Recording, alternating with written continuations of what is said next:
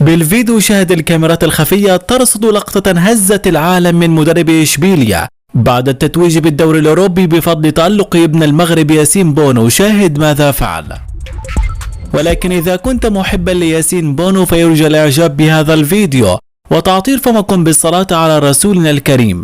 بعد تألق أبناء المغرب وخاصة ياسين بونو في فوز فريق إشبيلية على فريق روما في نهائي الدوري الأوروبي، والذي نجح فيه ابن المغرب ياسين بونو في التصدي لركلتي جزاء ليهدي فريقه اللقب الأوروبي والتأهل إلى دوري أبطال أوروبا، لكن ما هز العالم هو ما قام به مدرب إشبيلية بعد هذا الفوز التاريخي بفضل ابن المغرب، حيث ظهر مدرب إشبيلية وهو يقوم بنزع العلم المغربي من بين يدي ياسين بونو ولفه على عنقه، وهو يعانق ياسين بونو ويحتفل معه بكل حنكة وشجاعة وسط الملعب.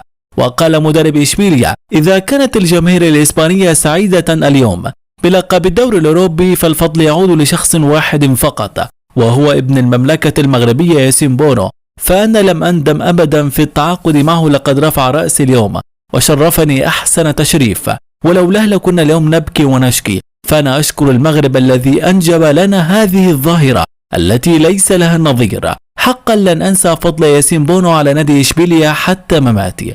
وفي النهاية إذا كنت تتفق مع كلام مدرب إشبيلية وتتفق بأن ياسين بونو أفضل لاعب في العالم فيرجى الإعجاب بهذا الفيديو ولا تنسى الاشتراك في القناة.